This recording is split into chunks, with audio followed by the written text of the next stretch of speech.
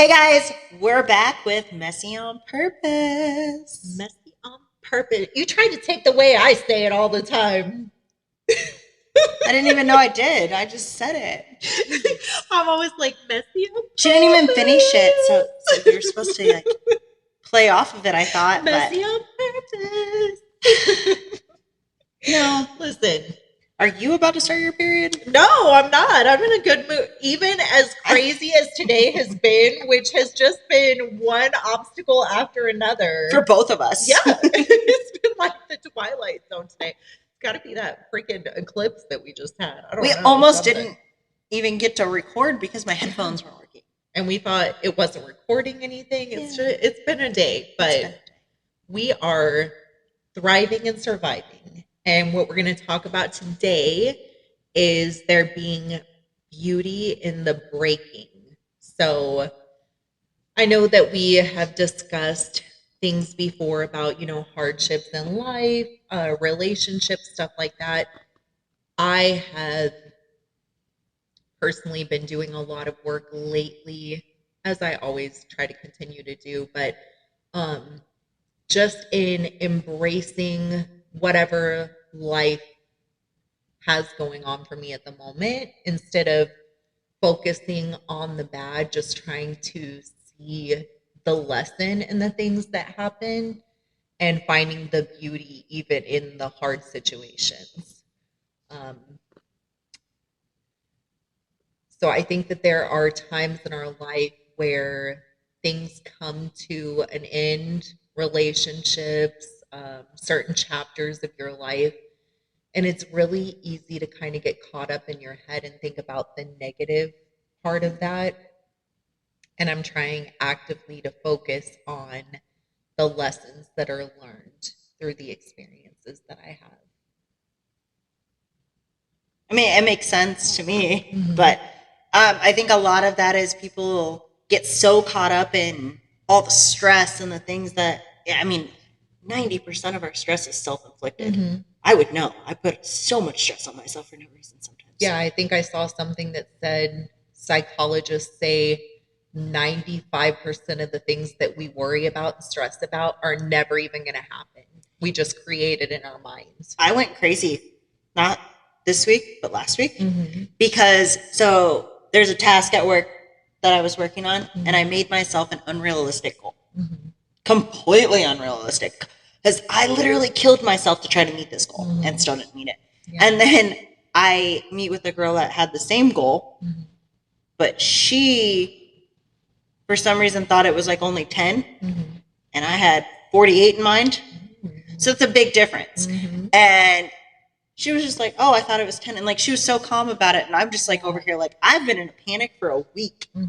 And that was all self-inflicted. I mean, just because I was freaking out didn't mean she had to freak out. Yeah. Like, it just means that, like, I took it and, stressed myself out for no reason. I could have just been like, this just isn't doable, you know? But I stressed myself out for no reason. And I think a lot of people don't realize that you have more choices than you think. Yeah.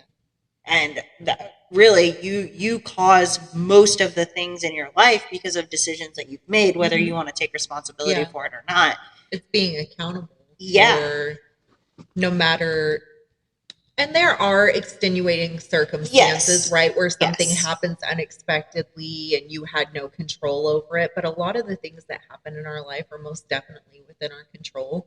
The few things, that are out of your control are such, they're usually big things, right? Like someone passing away, someone getting sick, somebody getting in an accident or you getting in an accident, hurting yourself. Those types of things happen. But how often does that actually happen? And how often do we pity ourselves over the life we have that we shaped, that we control, that we can change? And that being said, I actually wrote it down in my phone this week because I've been taking time each day to kind of reflect on my life, the things that I'm happy with, the things that I'm not happy with, and how I can change the things that I'm not happy with. And I saw a video that I was like, oh, this is beautiful. Because it was like, if you want to be happy, these are three things that you can do right now to change your circumstances. And one was stop worrying about the past and stop regretting things that happened in the past. Whatever is in the past is in the past. It happened. You can't change it. You can change how you look at it. You can change what you take away from it and how you move forward. And then number two was stop worrying about the future, because we don't know. We could walk out of here today and our lives could change in a moment. Like, you're so focused on what's going to happen, is this going to happen in this time? When is this going to happen? That you aren't even living in the moment that you're in right now. It's like you're thinking about the past, you're worrying about the future instead of focusing on right now. Being present. Yes, being what it present comes down to. right now instead of you're looking forward or you're looking behind. Yeah. And then the third thing was stop relying on other people for your happiness. And we've touched on that so many times, but it is so true. Like, when you're looking for your validation, your happiness, your emotional stability and stuff in other people, oh my gosh, my goodness. I think that one of the things I've struggled with in my life, just because of things that have happened in my past and traumas that I've dealt with and stuff, is being codependent on other people and other relationships in my life, where it's like, yeah, things are going well with your children or your romantic relationship or your friendships, and you're happy and you're in a good mood and everything's wonderful. And then, something happens and you're fighting with this person or you're not getting along with this person, and then your whole mood is like everything's bad. Whereas when you're finding that happiness within yourself, it still sucks when you're not getting along with somebody that you don't care about or something comes to an end or whatever, but it doesn't completely change your whole emotional regulation. Well, and a lot of people get into that, right, where there's this conflict. And rather than sitting down and having a conversation and fixing that conflict, we sit and we just talk about how much of a victim we are to this conflict instead of doing something about it. Like, you can easily have a conversation. Yeah. It's really not hard. I've done it with a lot of people where you just sit, like, it's uncomfortable, but like, you just sit down and you're like, okay, this is how I feel. Tell me how you feel. Let's find some common ground. It's willing to do the things to make your situations better, and you have a choice. That's where that choice comes in. Yes, bad things are happening, or you're in a crappy situation. What can you do to fix that situation? Not for me. It's true. Not having a victim mentality, but even you saying sitting down and having conversations with people, I think, we were talking about it earlier with narcissists being in your life, and there's an attraction to people that are empathetic and loving and forgiving and compassionate, where narcissists are drawn to that. Oh, yeah. And I think that there are times where you have to come to the conclusion that no matter how emotional it's making you, there are certain things and relationships that you have to dismiss from your life. And like, going into those conversations, I'm not saying having conversations with those type of people. I'm talking about the people you care about, the relationships you want to keep have in your life. Yeah. When it comes to those types of people, I mean, it took me a long time, but now I'll cut them out. You don't even have to. You'll never hear from me again. I don't need negativity in my life. I don't need people that are making my life harder. Yeah. And that is, again, a choice that we all can make. Yeah. We can all choose who we put in our lives. Even, it doesn't matter if it's blood related, it doesn't matter. You choose if they're in your life or not. Yeah. I've made hard decisions of people that I can't have in my life. And that's the hard part about it, right? Is like, you're not heartless. Like, if it's somebody that you've cared about and you've had a bond with them in whatever way, it's easier said than done to cut people out of your life. Oh, it's hard. It's hard. Very hard, because I think some people will be like, oh, you just cut so-and-so off, like you don't even care. No, I still care. In my moments by myself, I'm probably crying about it. I'm feeling bad, but I have to love myself more than I'm loving other people, especially if it's doing me harm to keep you in my life. And you can't not only show up for yourself, but for other people if you have these other things and people just dragging like energy you down. vampires that Yes. are just sucking all the goodness out of you, and you're like, and I want to talk because I have a background. I was a mental health nurse, as you know. And I think before I started in that line of work, I always thought PTSD was something that veterans went through, or active duty military. Like, it's very common for them to deal with PTSD, post-traumatic stress disorder. There are a large amount of people that are undiagnosed with PTSD that actually have PTSD. And some of the traumatic relationships that we've had and abusive relationships, whether it was mentally, emotionally, verbally, physically, those cause the post-traumatic stress disorder. And when you get to the point where it's like, God, I wake up in the morning and I still feel tired.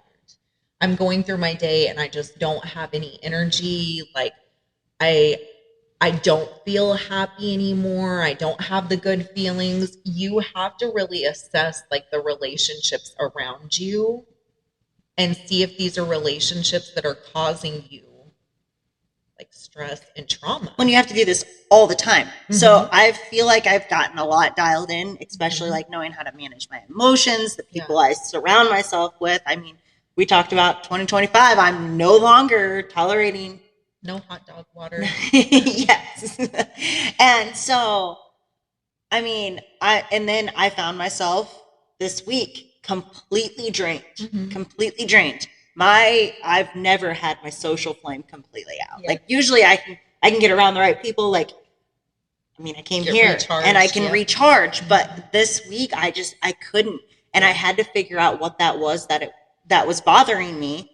And now I'm working to fix that. And that is just an ongoing cycle because you're constantly getting in different situations around other people, especially if you're growing, because you're trying new things, you're going out and experiencing things. You're not staying in that same cycle if you're growing, and that'll put you around new people, new experiences, and things that you're going to have to continuously work through, which is good because it helps develop who you are. But if you're not willing to make the decision to sit down and analyze your life and figure out what the problem is, and we were kind of talking about embracing like a lot of like mistakes we've made, situations we get in, the crappiness of life, right? The messiness of life. Messy on purpose. That's where we came up with it, right? And so if you're not looking at those things as a lesson or an experience that you can learn from, instead you're looking at it like, oh, poor me, this happened to me. There's two different ways you can go with that, right? And if you're looking at it like a lesson, I've learned a lot from bad experiences, and some were out of my control, but you can still learn from that situation because at some point, no matter what the experience was, there was something you could do a little differently. Whether it's completely avoiding certain people or staying out of certain situations, not going to certain events, not doing certain things. I mean, there's a complete lesson in every single thing you experience. But everything you're saying is absolutely true, because I think it's the hard moments. It's those moments that have you broken down, crying your eyes out, feeling the internal like pain and heartbreak and like despair. Those are the moments that actually define who you are and build your character and your strength. Nothing worth having comes easy. And I think having the wisdom, the compassion, and things that you gain from the hard experiences in life, that doesn't come with an easy life.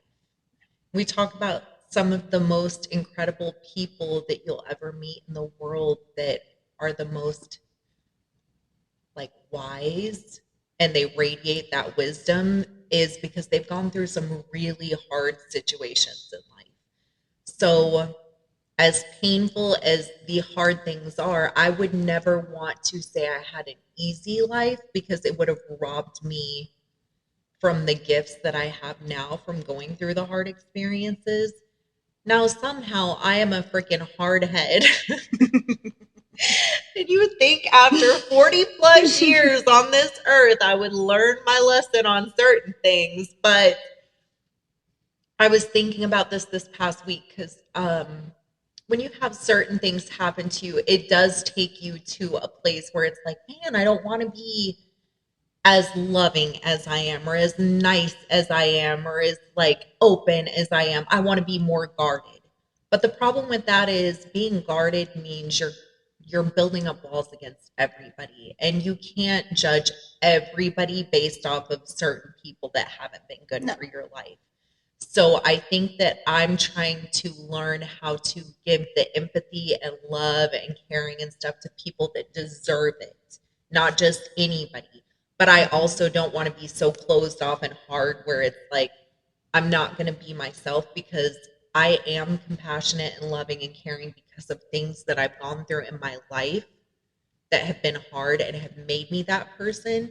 And I'm not going to allow other hard experiences to take me back to somebody who doesn't care about other people. It's all about balance, right? Mm-hmm. It's finding that balance. And I don't know,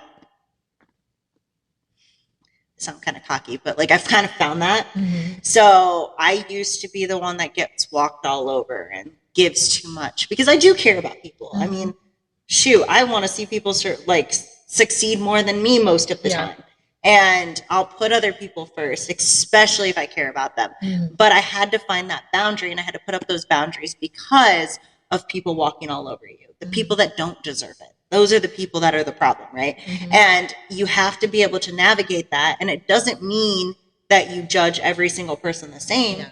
It's that you do the research. It sounds weird to say research, but it's true though. But that's what you're doing. Start picking up on those red flags. Yes. Or like, there should be alarms going off when a certain person is acting this way. Like, that's a bad sign. Yeah. That's a bad sign. It's like analyzing situations, right? And I overanalyzed, especially because I dug a little too deep into psychology because I love those books. I was going to say also sociology, where you're learning about people. Yeah, and understanding, how everyone reacts and all of that stuff. And like, you dive into that so much that you really overanalyze people. You do. And I overanalyze everyone, but it also helps me develop the right relationships and distance myself from the ones that are not right.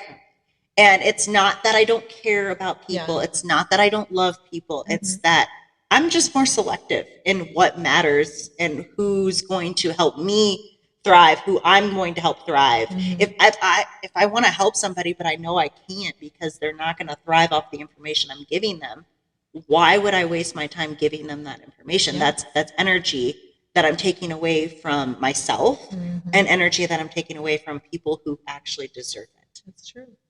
And there are people. It looks like somebody like wiped their face. What is that? There are people that I will love for the rest of my life. I will always have love for them. If you've ever been in my life and you've been an important part of my life, there will always be a space for you in my heart. But that does not mean there's a space for you in my life anymore. And I think so badly there are people that you love them so much that you hope and wish and want the best from them.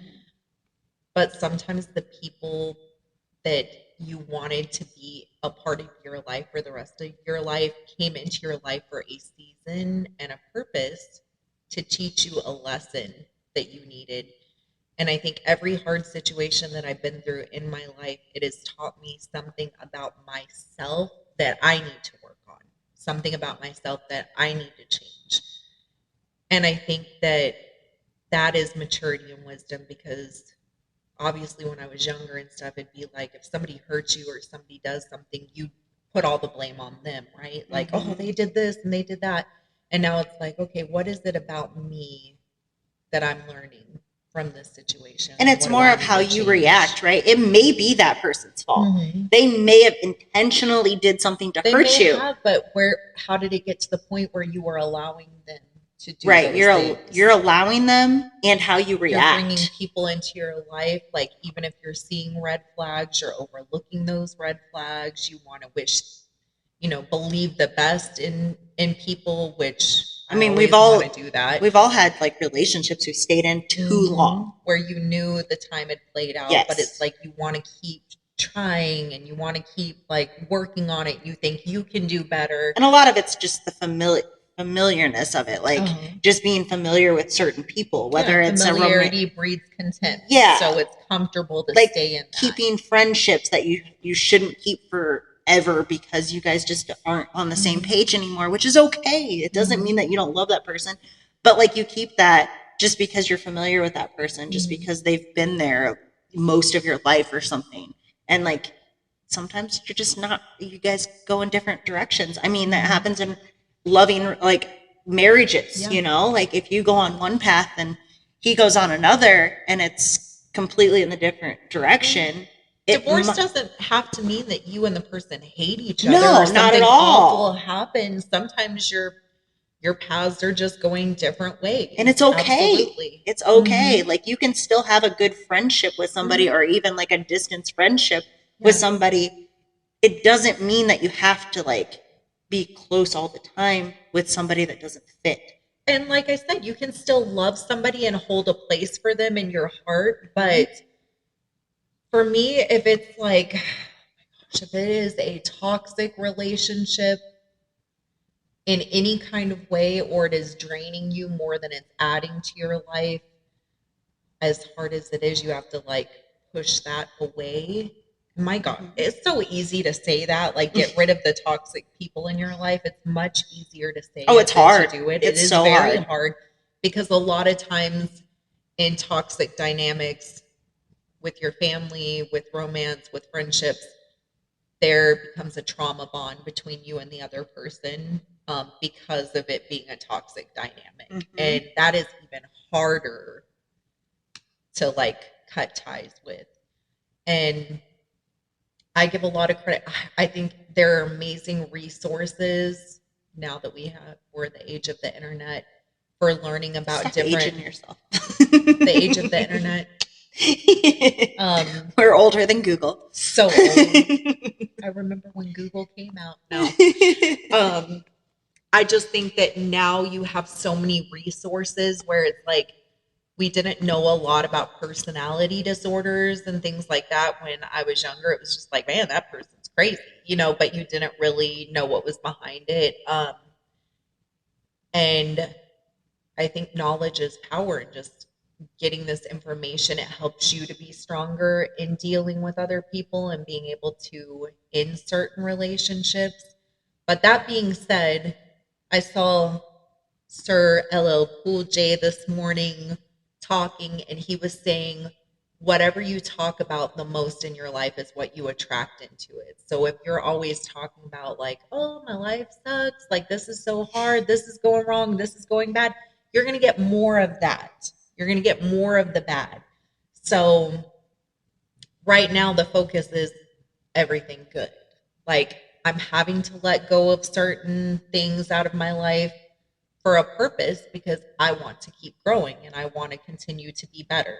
So my focus is on the good. Like we're not going to keep talking about, and I wanted to like do this podcast so we could kind of purge and talk about the beauty in breaking and the positive of going through these hard times so that we're not just focusing on the bad. Well, whenever there's hard times, the best thing you can do is gratitude, right? Be thankful for the things that you do have that are good. And I think a lot of people get away from that. Like I mean, you've seen me do it. I do 30 days of gratitude whenever I get in a funk or whenever I feel like I'm not accomplishing enough or anything. If I get hard on myself, I want to do gratitude because it makes me feel better. It reminds me that I do have a lot of good things in my life, even if things are tough, even if things are hard, even if something happens that is out of my control, I still have something to be thankful for. And there's always something to be thankful for. And there's always somebody out there that's going to have something worse going on. And if you just remember that you have good things, the hard stuff doesn't seem so bad. And there are moments that the hard times really suck, and you want to bawl your eyes out, cry your eyelashes and you can, off, and you can, and hit something, your pillow, or scream at the top of your lungs. Like those are the things that need to be done. had that podcast where we talked about how you're telling people like it's okay, it could be worse, blah blah blah. Like when you're going through the hard moments in life, you need to process those emotions. You need to cry as much as you want to, go throw the axe throwing place, Yeah, the or they have. destruction Yeah, I was going to say the room. destruction room. Do whatever you need to Well, do to process those emotions. I think that goes into learning how to manage your emotions, right? Mhm. Because some people bottle things up. Yep, I'm a key suppress it. bottler person, Mhm. like, and not so much anymore because I'll just vent it out now. Yeah. But you and Justin, I'm sorry. Anyway, We're here for you. they both got a little dose of it this week. But you know, like there's bottling it up. There's being overly emotional and not Yeah. knowing when is a good place to be emotional. Yeah. Like there are some places that there's a time and place for it, and Yeah. sometimes that's not the time and place. Like you don't go to your office and bawl your eyes out for no reason. Mhm. Like that, you can't do that. But at home or maybe with a loved one, or you know, there's certain situations. There's therapy for, you know, learning how to do that as well. I actually read a really good book. It's like I can't remember the exact name. I always mess it up. But anyway, it explains it really well, and that was, I mean, it really like kicked it in gear for me. I'll have to like post it. Yeah. But yeah, post the book. But it was really helpful the way it explained it, and it really helps you. Like it's literally called like manage your emotions. Like I swear it's something like that. It's like control your feelings and manage your emotions, or something along those lines. But anyway, it's a really good book, and it explains it so well. And like once you learn how to manage those feelings and know how to express them in the right way in the right time, you're at a whole nother level. You really are, because now you can cry, but you can also keep your composure when you need to. And sometimes you have to keep your composure for somebody else, and sometimes they have to do that for you. And it's just understanding. It's true. I think that the emotional side of it, we can sit here and say, you know, all the good things, right? I've got the tattoo that says strength is what we gain from the pain we survive. She's like, the queen of quotes. Yeah. We can give all the quotes and like feel good videos and stuff. There are going to be situations in your life that happen that are just, they're extremely painful. The endings of things, losing certain people or things out of your life, like there are Hard just choices. situations in life that suck. Point blank, period. Like they are hard. This life is never going to be easy from start to finish. You're going to have the peaks and the valleys. And it doesn't matter which decision you make, right? There's always this road, right? And you go this way or you go that way. Yeah. Well, both of them are going to be hard. Yeah. It just depends on what kind of hard you want, and you choose that hard. Yeah. Something me and Justin were talking about yesterday. I don't know. Anyway, we were talking about like I really hate when people say I used to. I used to do this. I used to do that. I used to, like, you'll be doing something and they'll be like, oh, I used to do that. Well, why don't you anymore? Why can't you again? Like, why do we sit with this whole I used to, or looking back at something and like, those were my glory days. Why can't you make more of those? Why? Because you chose not to. Because you choose right now in this moment not to make a change. Yeah. Or there are certain things in your life that serve a purpose for a moment in your life, and then your priorities change, and so maybe those things aren't as important to you anymore. Well, this is in reference to people who used to work out, used to be in shape, used to lift weights, you know, used to eat healthy, used to have abs. That's all something you can accomplish. It's not something that just like one day you can't do it anymore. For the most part, there are people out there that actually have things that happen. Yeah, but most people, your average person, you're not too busy to make a change. You're never too busy, because I can guarantee you spend more time on social media, on Netflix, on just extra sleep. Well, and that's you bringing that up, you have to take a look at your circumstances and situation, because those are coping mechanisms for a lot of people. So sleeping extra or social media or watching Netflix That's how a lot of people deal with depression or feeling I don't certain think they're things. dealing with it though at that point. Because typically when you're sleeping more or you're doing things like that where it kind of isolates you from people, you're actually not dealing with the depression, you're just sitting in it. I don't know what other term to use besides dealing with it. That's how people are coping with their depression. I don't know. 'Cause just from the mental health. So I don't know if it's that they're coping though. It's that they're literally just sitting in it. I know because my dad's depressed right now. Like he's literally sitting there watching TV, eating his bull crap. But the thing is about depression, and I say this just because we brought up the background in mental health, is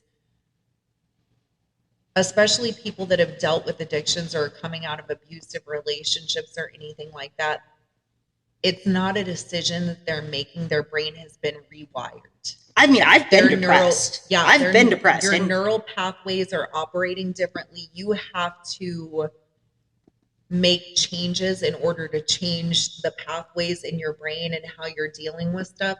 Back to the choices, though. You choose to sit in it or you choose to change it. It's you have a different type of personality where you tackle things head on. And so I'm not saying even head on. There's small changes that you can make, but people will sit and just wallow in this depression and like doing things like sitting in front of the TV. It's comfort to them, and that's why they do it. And then they want to play a victim to this depression. Well, I'm depressed, so that's why I don't do these things. But it's not that they can't do these things. But that's it. You're making a very generalized statement. And I'm sorry, I don't mean to get passionate about this, but it's just because being in that industry and seeing certain people, it's not that some people are choosing. They have so much, especially with the CPTSD and stuff like that. But those are extreme conditions, right? That not everyone has that. With people with postpartum depression and stuff, I will tell you, after I had Jaden, I went through really bad postpartum depression. And I remember laying there, and I think I told you the story where my mom came in and was like, get up, get out of bed, like get out of those sweatpants. You've been wearing them for God knows how long. Go take a shower. Like, it's not that I wanted to sit there and be depressed or just watch TV. There was a part of me that did not even want to be alive anymore. You know, so I'm not saying you don't get into those deep things, right? I'm not saying that because I've been there. I've been in depression before. It's not like I haven't gone through things and dealt with things, but like it's still a choice, and I feel like you choose to fight it. It's a hard battle. It's way easier to sit in it. It's way easier to let it take control. But it's a hard battle, but you still have a choice. And when you say like people don't have a choice, I'm not saying people don't have a choice. I'm saying some people, when they're in the midst of a struggle and it's all they can do to get up in the morning, they're not making a choice at that moment of like, hey, maybe if I go work out, it's going to make me feel better. Them getting out of bed is all they can do in that time. But it takes baby steps, and you keep trying and you keep fighting because you're fighting a battle. It's a battle, and it's not that you can't get out of it because you've gotten out of it. You know what I mean? And I'm not saying it's easy.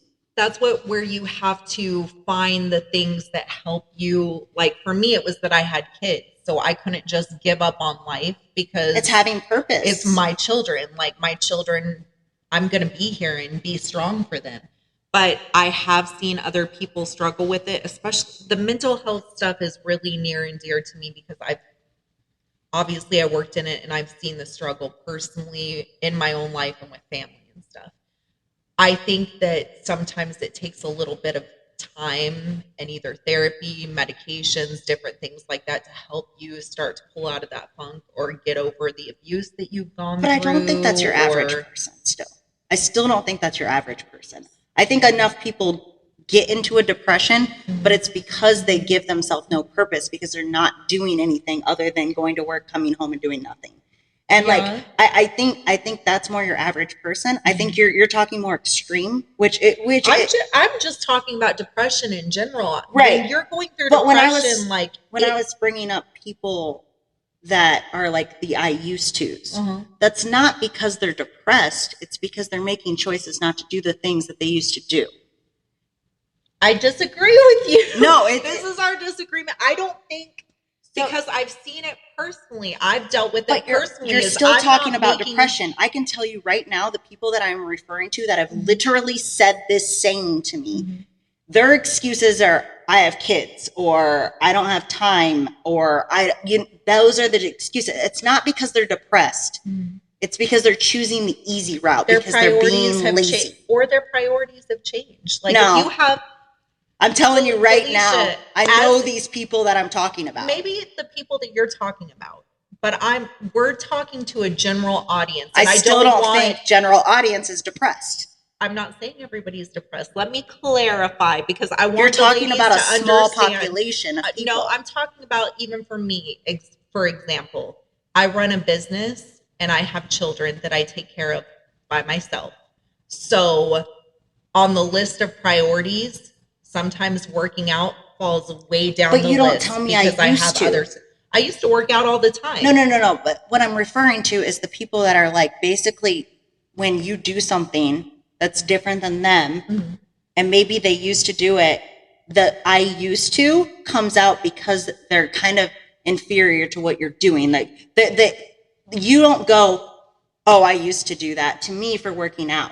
Right. Well, I just showed you a picture earlier from my modeling days, and I said I used to work out all the time. That's not what you said. That was a totally different conversation. We're taking that all out of context. But I did say I used to work out all the time. I personally think that people's priorities can change, and they may feel bad about like the fact that, oh, I don't work out as much as I used to, or I don't have the time for it. But I don't think that means that it's just people making excuses to validate they don't work out anymore. For me, like, I'm having to choose some days when I'm in here working 13, 14 hours, going home, taking care of stuff with the kids. Working out is way down on my priority list. I think you're missing like my point. My point was just that was just an example that I used. Yeah. That was an example of the way people look at each other, and almost like it's like a jealousy thing or like a comment thing of like, oh, I just can't do that because of this. It's an excuse thing. You can do it. You have the choice, but you're not sitting here saying, I want to do that. You're making time when you want to do it, which is fine. I'm not saying that everyone has to do what I do. I'm saying that we all have choices. And if you want something, you'll do what you need to do to get there. And if you don't, you're just going to wallow in it. Yeah. And like, you're going to continue your same routine and all of that. I'm not saying everyone needs to work out. I'm saying that we all have choices to do the things to get to where we want to be. Just because I work out a lot doesn't mean that other people don't have other goals that aren't even related to working out. Maybe you just have a goal of, building a business. Maybe that's your goal. That's your focus. That's what you're working on every day. But you're still taking time away from your lounge time to do that, to build a business. There's so many other things that you can work towards and goals that everyone has, but the person that goes home and they do nothing, that's what I'm talking about. That's just kind of sitting in your own misery. You're sitting there saying, I want this, I want that, I want to build a business, I want to be in shape, I want to go on that trip, I want to do this, but you're not doing anything to work towards that. That's the point I'm making. I don't know. I think we have choices, and I think we have choices, and I think for me, it's hard because right now in my life, it's like I'm focusing so much on what I have going on and where I am and what I want to change about my life that I don't have time to look at what anybody else is doing or not doing. If somebody asks me for my opinion, like, hey, Heather, what can I do to help out with this? Then I'll give them my advice if it's solicited. But if somebody else isn't, doing the things that I think they should be doing. And that's not what I'm getting at. What I'm getting at is people say these things to me. It's not me. They just like come up to you and say, I used to work out all the time. I can show you a message of one I got last night. I would just not respond to it. So, you know what I mean? Like, I get that all the time. I get that I used to. They do it all the time. And that's what I'm getting at. I don't try to tell people what to do. I don't feel like my response was whatever makes you happy. Like, I literally responded with, well, it takes hard work and dedication. You know what I mean? Like, you can do it too. And Were then they asking for like workout then they sent advice? no. They commented on my physique based off of my story, and then turns and says, "Oh, I used to do that too back, blah blah blah," and then I don't want to directly quote it because then everyone will know who I'm talking about. But and then I used to do that. Okay. And then I said, well, you still can, trying to be positive in my response, because I always want to encourage people. If that's what you want to do it.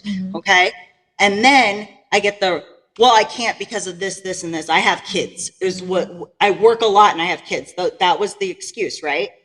I said, okay, well, whatever makes you happy. It wasn't me. It was not me. No, it wasn't. But you wouldn't message me anyways like that. But you know what I mean? That's the type of conversation. I'm not looking for that. I'm not trying to solicitate advice that is unwanted. That was just somebody that probably... That's not the only one. That was just an example. That happens all the time. And I'm not even talking about just working out. I've had people do it because we started the podcast, because we make the reels. Oh, I'd like to do more of that. And I'm like, well, then do it. You know, like, I'm not trying to tell anyone that you need to do this. I mean, besides you, I'm like, hey, we need to make reels. But like, and that's not because I'm trying to like push that on there. It's because you want to. And it just hasn't had time, and which is fine. It hasn't worked out. But the people that come up to me and they want to say, I used to, this is like walking up to you and saying, oh, I want to have a hair salon someday. Right. And then you're like, okay, do it. And then they're like, oh, well, I can't because I have kids. You know what I mean? Like, do you see what I'm saying? Yeah. Like, it's people making excuses and saying they don't have a choice, but you always have a choice. So like, you choose not to do the extra things. Sometimes the things that you want to work towards take extra work, you know, and it's outside of your 9 to 5. It's outside of your, normal day, but like, you have to do these little things to get to where you want to be if you actually want to be there. And don't walk up to somebody who's doing that and be like, oh, I used to be like that. You know what I mean? Like, or I want to be like that, but I can't. Like, you always have a choice. And that's what frustrates me. I mean, I obviously sense the frustration from this conversation, but I haven't had anybody message me those kind of things. So I don't I haven't ever had anybody like, literally, I don't know if somebody was like, oh, I used to work out like that. Well, good for you. Like, I don't know. Great. And I've had that in so many different areas of my life. And it's really frustrating when people want to say, I used to, or I want to, but they're not willing to do anything but make excuses. And that's what I mean by like, you have a choice. I get that people get depressed. I get that you have to go through things. Everyone goes through things. I've been depressed. I've had weeks where I literally didn't want to get out of bed. And I've had to power through that to get to where I want to be, because I'm a driven person and because I want things.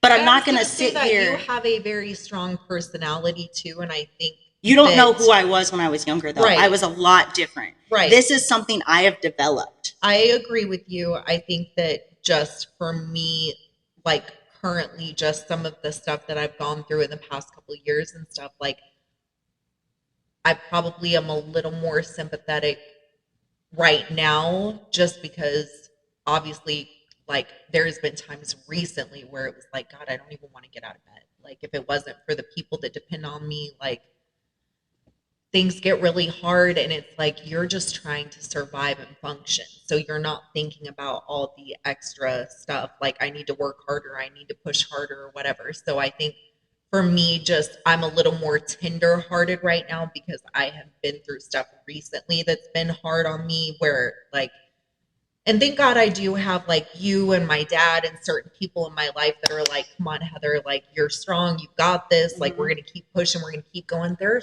some people that don't have anybody like that in their life to encourage them or uplift them. And it's like, they go to work, they work their job, they go home, they're sitting in the dark, they're watching some TV shows, they're going to bed, like, they're not getting any kind of encouragement or support or somebody that they can call at night and bawl their eyes out and they're going to listen to them. So I think that my perspective on it was different from yours because you're talking about like people that if they're sending you messages, you know, obviously about like, oh, I wanted to work out, but blah, blah, blah. That's a little different from somebody who's just trying to get through their daily life and they don't have There's even the also, energy or will. so I have another side to that though. There are people that have been in those situations that I have personally tried to help that don't want my help. Well, yeah. You know what I mean? Like, so it's Yeah. not like everyone's open to help either. So like some people choose Some people that. have to work They through choose it. or it takes them longer, or they just want to stay in the funk. Yeah.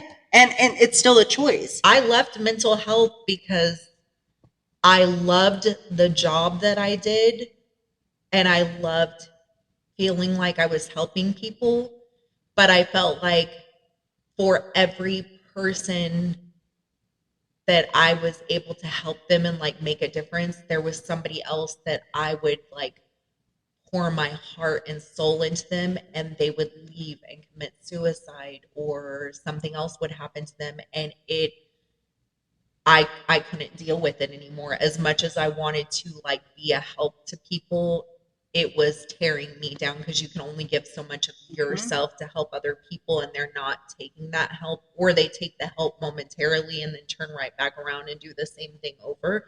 So I get that too.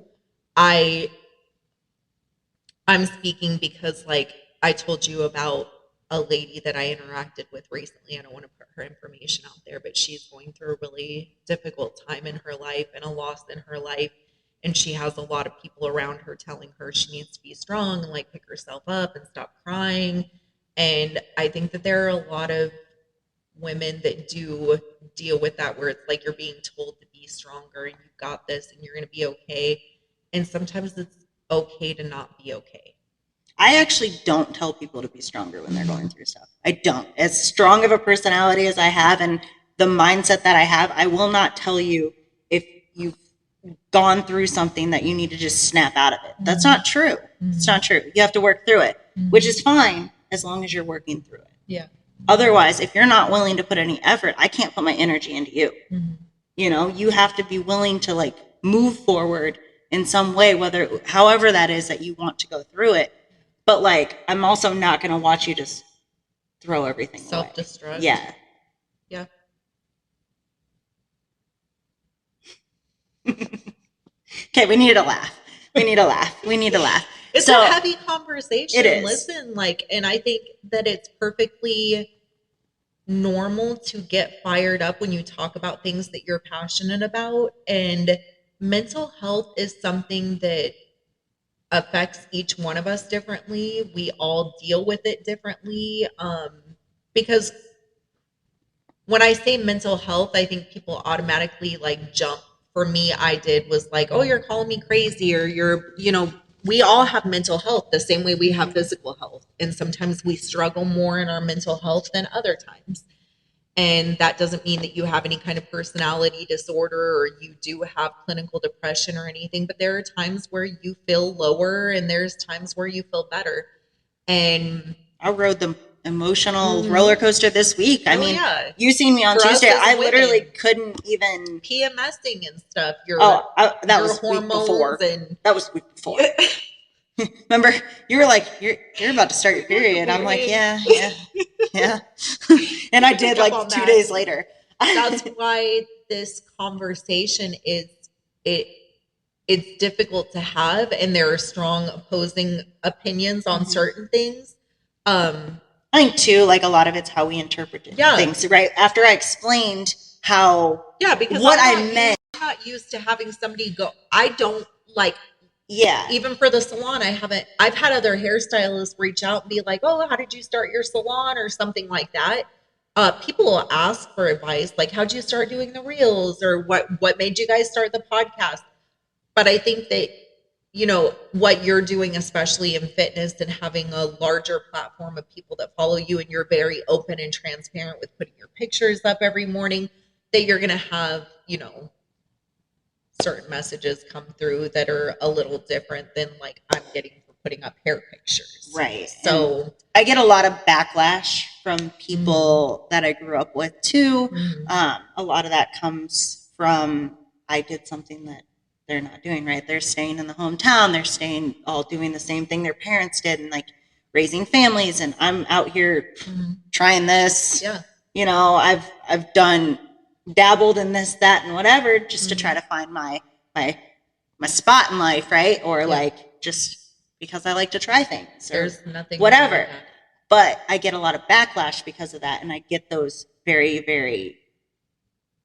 I don't even know what to call those comments, but I get those, and then they're always followed up with excuses of why they can't do it, and that is the problem. That's like the saying, "Thou protesteth a little too much." Like for me, I own a business. I take care of kids. I don't give a shit if you own a business or take care of kids. Like you're doing your own thing. Like it doesn't matter to me. I absolutely love seeing people succeed, which you've probably felt because like I want to come in here and help you like with the reels and stuff. Like I want to help. You want to help other people be successful. Right. And I just like I don't understand why so many people hate on people doing better than them or even not even better. It doesn't even like my life is not great. It's just what I make it. And I think it's pretty great personally, but like not everything's perfect. Not everything's where I want it to be. Obviously, I'm still working towards things. And my life is not easy. I mean, you seen me on Tuesday. I was completely drained. I had no energy. I wanted to be around no one. I literally was so burnt out. I physically didn't want to move. Yeah. And that's the stuff people aren't seeing. And then they're sitting here and they're judging my life and then turning around and being like, well, I wish I could do that, but I can't because of this. Like, I literally kill myself to do some of the stuff that I do. Yeah.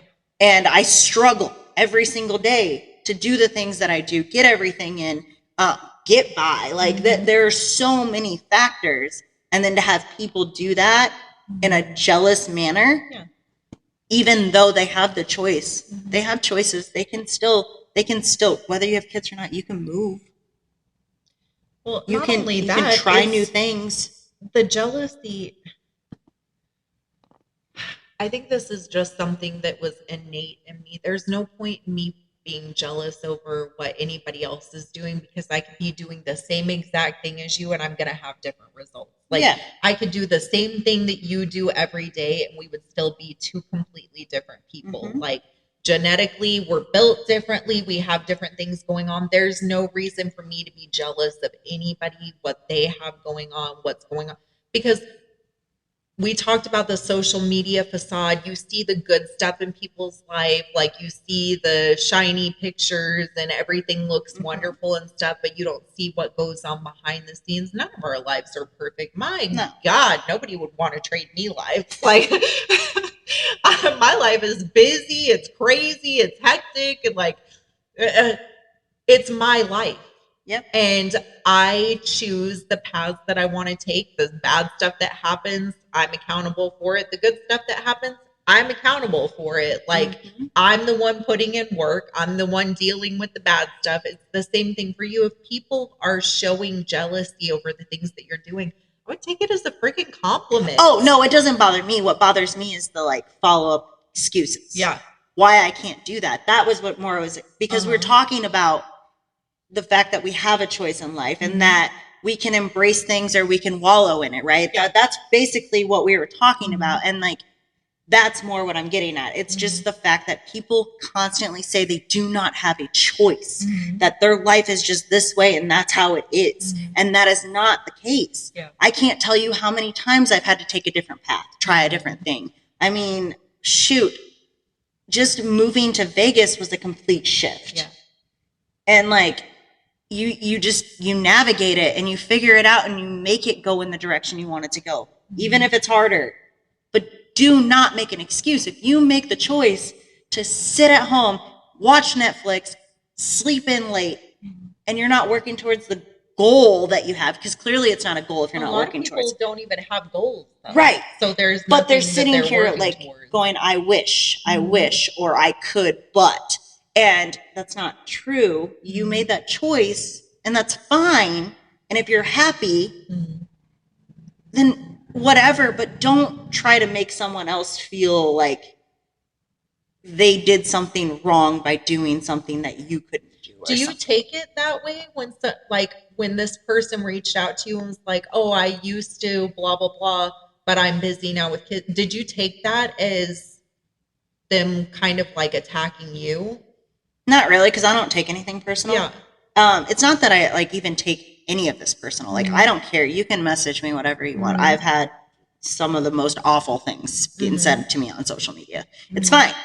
But what bugs me, and this goes back to wanting to help people, is these people make these excuses, and then I'm just sitting there like, you can do it too, and then like, you know what I mean? Do you see what I'm saying? Like, it's like more of a like. Do you feel like I don't know this person and I don't know what the message was that was sent, but I always try to think about what's underlying that.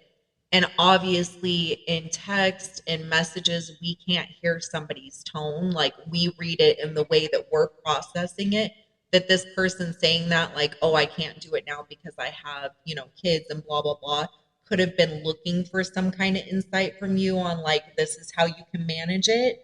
Like, this is things that you could do, like maybe get some advice from you, as opposed to you're taking it as what would be the point in messaging you and being like, oh, I used to do that, but I can't do it anymore. You tell me. I don't know, but I can tell you right now they don't want the advice because I've gave the advice and it's never taken.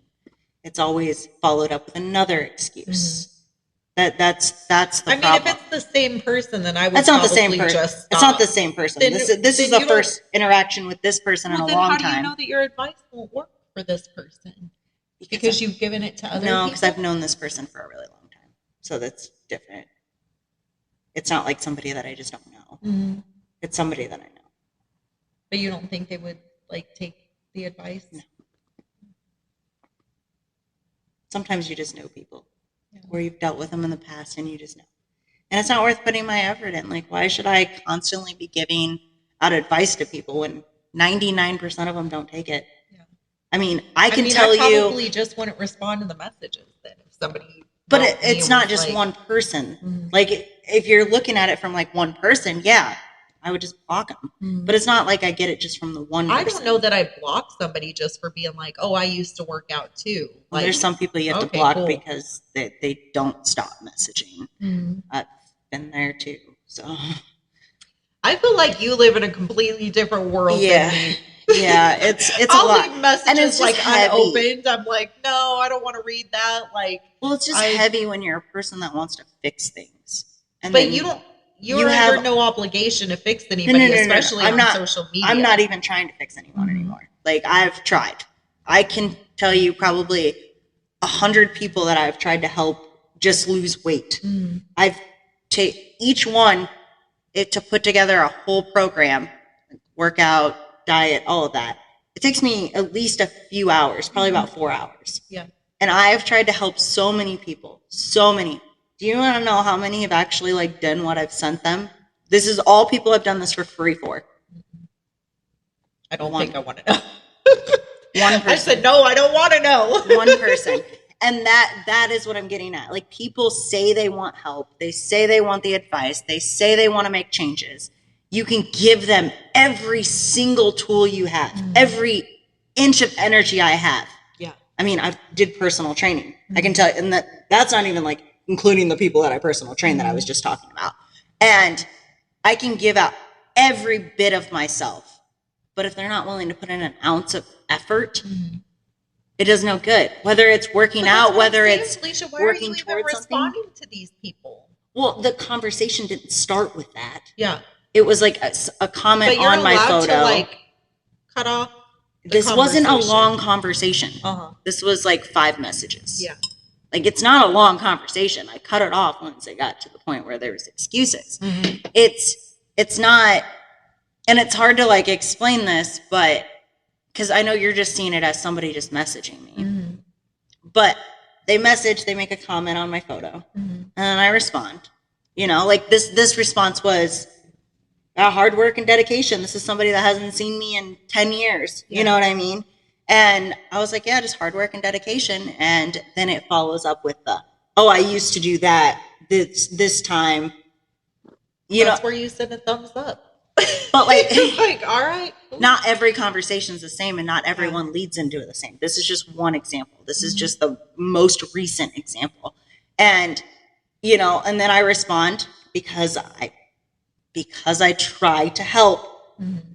This is where you're like, will they take the advice? You can do it too. You just got to start. And then you get, oh, well, I can't because of this, and this. That is what I'm getting at. Like, it's not there. So you're saying not to respond. Then you're saying to give advice. Well, I did you're both. Responding to them, yes. And but they're like, oh, I can't. But it doesn't always start out with just that word. It doesn't start out with just that I used to. It doesn't start out with that excuse. It doesn't start out that way. You're exchanging some words, and then it comes out. But if it bothers you that much to hear somebody be like, oh, I used to do that, blah, blah, but I can't now, and they start giving the excuses, then you end the conversation. Which I did. It was already, it ended. Like, after the excuses, it ended. That's what I'm getting at. But it stuck with you enough that you're still thinking this happened last night. Literally, like, it's just because we're talking about choices. This is why I brought it up. Because we're talking about staying in the present. We're talking about moving forward without looking too far ahead. And in that sense, you have choices every day. And we choose which direction we're going to go. And this was just an example that I was bringing up based on those choices. I'm not saying I wallow in this. I won't even think about this after this. Yeah. We literally talked about it last night because of that message. And this is just, it was just last conversation I think I had in messaging. Because the one before that was our group text where I accidentally sent a video. And like, so that it's just there. But like, I'm not going to wallow in this. I don't care. I'm probably never going to speak to this person again. But it's not the first time it's happened to me. And that's it's what not I was the going to first say experience. is I feel like it does trigger something in you a little bit where you feel like people make passive aggressive comments or there's a little jealousy behind it. So what triggers me is that choice, is the people that say they don't have a choice. That's what triggers me, because I've been through some crap and I've dealt with a lot of crap. I've been depressed. I've went through eating disorders and alcohol, and like, I've had my fair share of numbing the problem, right? And every time I would choose that, it didn't go in the direction I wanted. So I changed it. And it's because I have a choice. I had a choice when I moved to Colorado to leave Iowa with Justin. I could have stayed. Yeah. I had a choice. And you always have a choice. I choose who I bring into my life, who I keep into my life. And just because I bring you in my life doesn't mean you're going to stay in my life. And that is just that those are all choices. And what bothers me is the people that say they don't have a choice. That is what deep down bothers me. It's not I could care less, girl. I've heard some your burden to carry. Oh, no, not at all. But it doesn't. It's because I want to help people. And honestly, I don't really deal with it anymore because I just cut people off. And that sounds mean, but I keep the people that are good in my life and I get rid of the ones that are not good. And it's not because I don't care. It's not because it doesn't bother me. It's because I need to make the right choices for me. And a lot of time, those people that I'm removing from my life, I'm not good in theirs either, because I'm just nagging them at that point. If we were to stay, so if I was to be friends with somebody and they weren't making changes and they were making all these excuses and I stayed friends with them, I'm not good in their life either, because I'm nagging them all the time. And then on top of it, they're holding me down by making these excuses all the time and just kind of being depressing to be around. And I don't want to deal with that. I don't want anything bringing me down. And that is just going with those choices. And that's what it comes down to. It's just more of, I'm passionate about the fact that people need to open up to the fact that you're more responsible for the things that happen in your life than you think. Oh, I think we're accountable for everything that happens in our life. Like I said earlier, every bad situation that I've been in, other than it being like we talked about, an accident or somebody passing away or somebody getting ill unexpectedly, every decision that I've made has led me to the point that I'm at now. Mm-hmm. The bad things, the good things. I've made really bad decisions in my life. I've made really wonderful decisions in my life. I've gone through depression and hard things in my life as well. There have been times where it has taken me longer to pull myself up. Mm-hmm. There's been times where I'm able to stand up and brush the dust off me. Everybody handles their situations differently. As far as what you're saying, I definitely have people in my life that I love and I care about. They will not take accountability for anything that they do or the position they're in. And like you said, it's always negative. It's like, oh, I wish I could do that, but I don't, blah, blah, blah. And of course, I think the natural inclination is to be like, yes, you could do this, but you need to do this, this, and that. But at a certain point, it's like, I'm wasting my breath, my time, and my energy trying to tell you you're capable of doing something when you don't believe it. Yeah. If somebody chooses to stay in the position that they're in, like if I want to get dedicated and serious about working out, I will find the time, the energy, and the way to work out. Or I can make excuses and be like, hey, I work this much, I have this much going on. It's a decision that I make, whether I want to work out, whether I want to be in my salon, whether, I spend time with my kids. I'm not the type of person that's going to look at somebody else's Instagram and see them working out and be like, oh, I used to do that too. Big freaking whoop-de-doo. I used to do that too.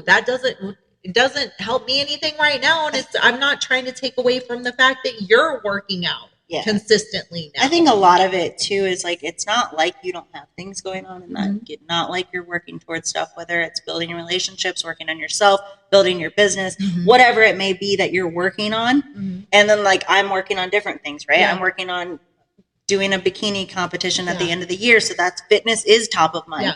I'm really focused on this podcast. I mm-hmm. mean, I'm trying to work on our merch and editing these and doing all of this stuff and getting better at it and finding different tools. And like, we both have like different but similar, we're still working towards something.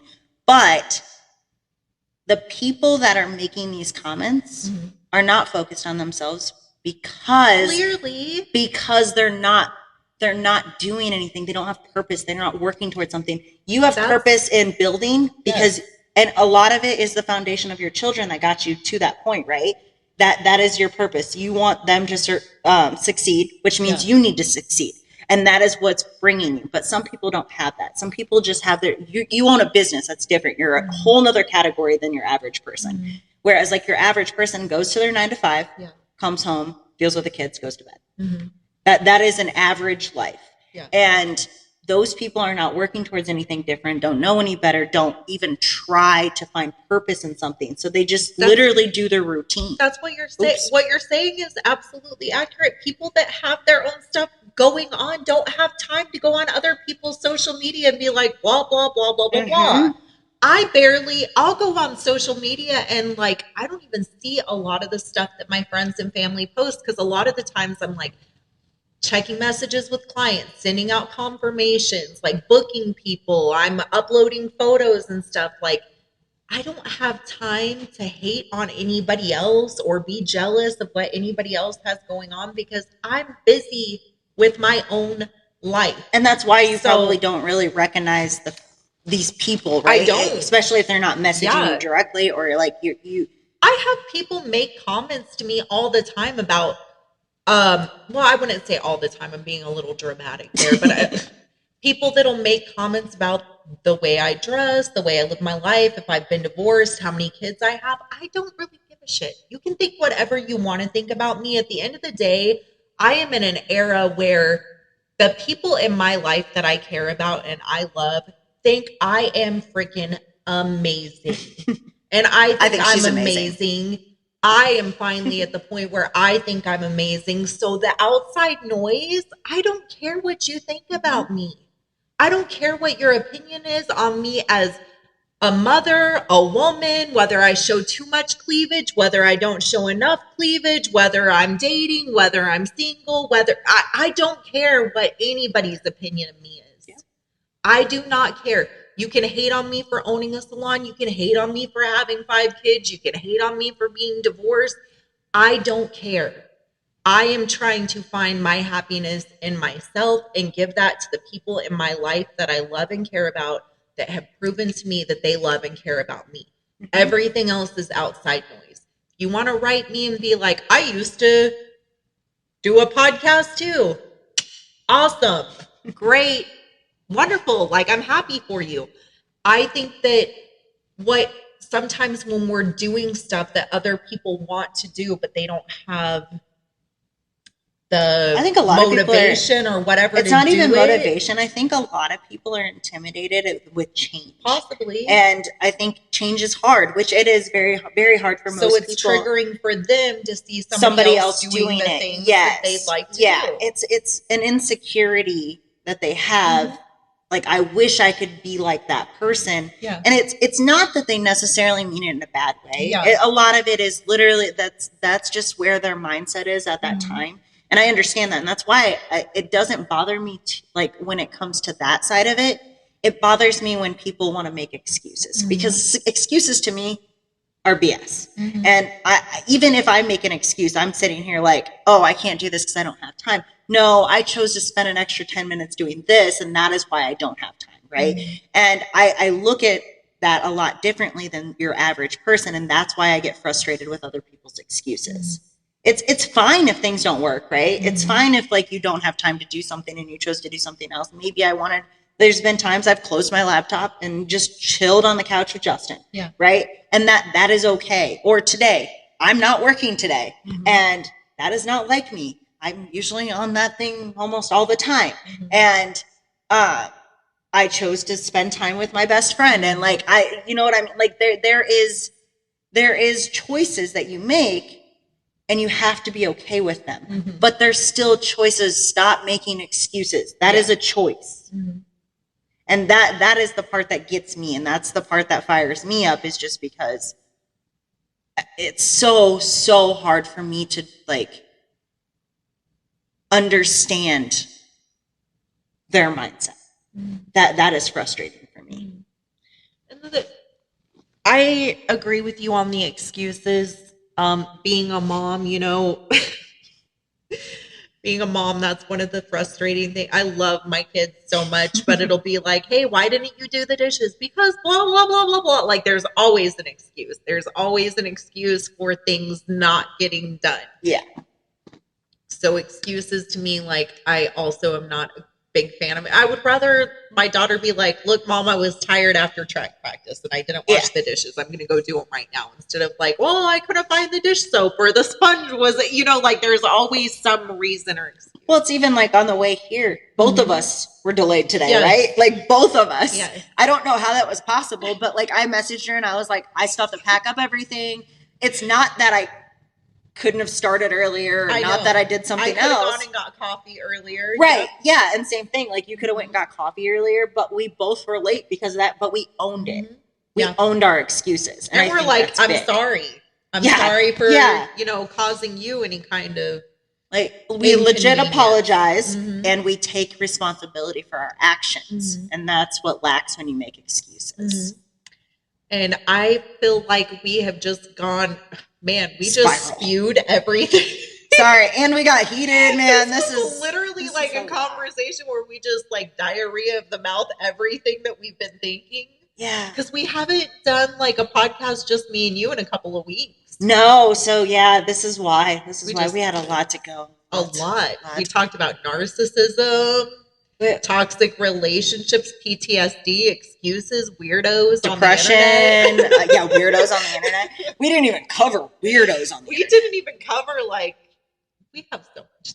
So much, but I feel like this was good. I think the moral of this whole episode is really just remember that you have choices, and to take responsibility for your actions, and know that the things in your life, most of them, I would say 99.9% is in your control. And the moment you realize that, and the moment you take responsibility for your actions, and you stop making the excuses, you're going to be a lot happier. Because even though it's hard sometimes to be like, I did this, I messed up, or whatever that might be, it feels so much better than the lie that you're going to make to yourself and to others. True. And to piggyback off of what she is saying, I think the accountability is such an important thing. It's one of the hardest things that we could do, because it's a lot easier to make excuses and justify things that have happened or are happening in our lives. But being accountable, it's really difficult, because that is like taking a mirror to yourself and having to look at all the things that you're doing wrong and right. For me, the whole point of this was the finding the beauty in the breaking, no matter how hard the situations are, no matter what you're going through, looking for the bright side in that. And I think being accountable for the stuff that you're responsible for makes it a lot easier to find the beauty in the breaking. And always fight. Always fight. That is huge. I know it's hard. I know it's hard. And we all get in our it's easy to give up. Yeah, and it's easier to just be like, but beep, beep, beep. Always fight. That is huge. Like, no matter what you're going through, fight until you get to that point where you can breathe again. Yep. Because it makes a huge difference. You might be depressed for months. I mean, you talked about the postpartum. Yeah. Like, I know that takes a long time to get past, but if you didn't fight through it for your kids, you wouldn't be sitting here talking about this today. Yeah. And I think finding people, like I said earlier, having support around you of people that can encourage you and keep you going. And I think also something that Fylisha brought up, and it kind of goes into all of this, is you see, somebody's life on social media, or you're looking from the outside in and you think everything's perfect, and look at their life. It's all, she's doing a fitness competition. She has a podcast. She has a loving husband. Like, she has all of these wonderful things, and she still has stuff going on in her life that's not perfect. And speaking for myself personally, like, God, life is freaking hard. Oh, it's hard. It's hard. No matter what direction you take, it's hard. There are days where it's like, my gosh, this life is difficult. This is a journey. But if we can learn, number one, have that support system around you of people that you can reach out to when the days are a little harder than other days. And a lot of that is in your selection. Find those right people. Yes. Don't surround yourself with people that make it worse. Or are constantly also focusing on the negative, because you really need people. And if you can be that person for somebody else in your life too, where if your friend's reaching out to you or somebody's reaching out to you, you can pray with them, you can encourage them, you can just listen to them. And another side too is taking advice from people. I mean, I know it's hard sometimes, but sometimes listening to other people does help. Like, I've had plenty of times where, like, Justin's got to, like, tell me something. I don't want to freaking hear it. But I need you have to hear it multiple times before it clicks. You yelled at me the other day. She yelled at me. I didn't even yell. She yelled at me. She told me to get out. I think anybody that knows me and you knows I was not. Yeah, I think it was a little more like, Fylisha, you need to go home and lay on the couch. She said it a lot more stern than that. I may have been stern, but there was no yelling. I was like, get out of my salon. But she didn't kick me out. She didn't even hug me. She didn't even hug me. I was like, I stood in the back of the salon and I was like, leave. She literally started packing my stuff up. That's love. But that is a hard thing. Like, I was going through, I was just burnt out. I literally ran myself to empty. And I realized that there was an issue that I'm working on fixing, where, like, there's something in my life that was getting disturbed that I need. Yeah. And so that is something I had to analyze and fix. But I also needed you to yell at me and then go home. And she didn't yell. Okay. But anyway, she had to tell me. I was able to recognize, as somebody who cares about you, right, that you were feeling burned out. And it was like, you need to go home and rest and recharge. And we all need people like that in our life. And that's a great example, because I don't have people tell me that very often. Like a lot of people don't tell me like I need to do this or I need to. It's usually I need to stop doing stuff. They're telling you to do stuff. It's usually like if people are telling me I need to slow down, it's probably because I'm literally drained completely. And not only did she tell me, but then I go home and I tell Justin what she told me, and he's like, "Yeah, that's probably a good idea." So like it played off, but I needed that. And then what did I do the next day? I took off a couple days from the gym. I took it easy with work, and I recouped. You know, after a couple days. Yesterday, I felt more like myself, and it's not like me to show up and just be like, whatever. You know, like I had no personality that day. We all have days or sometimes multiple days or weeks where it's a little harder. Life is a little harder. But listening to the people around you that love you and care about you is huge. Because it's one thing to be able to give advice and tell people things, but if you can't take it too, that makes all the difference. If you can listen and actually absorb what people are trying to tell you, it will help. It will help, especially if you're in a funk. I agree. So to wrap this up, if you don't have anybody that you feel like can listen to you or be there for you, like my inbox is always open. If you're going to make excuses, might not be a good idea to send messages. But I know that there are people out there that are struggling with stuff in your life. I deal with stuff. She deals with stuff. We all deal with stuff. If you don't have a support system, feel free to reach out. If you have any advice on how you deal with the hard situations in life, or maybe you have a situation you want to share. Yeah. And how do you find the beauty in the breaking? That is the question. It's hard sometimes to find the beauty in the It took hard me a things. long time to like really be able to analyze things that previously happened and understand why they happened and learn from that. And when you learn from it, I think that's when you find the beauty. Yeah. That's growth right there. And we all know how diamonds are formed. So here we are, shining bright. Keep shining bright. If you guys have any feedback, any questions, any thoughts, feel free to reach out, drop some comments. Y'all go like and subscribe to Messy on Purpose. We'll see you next time. Bye.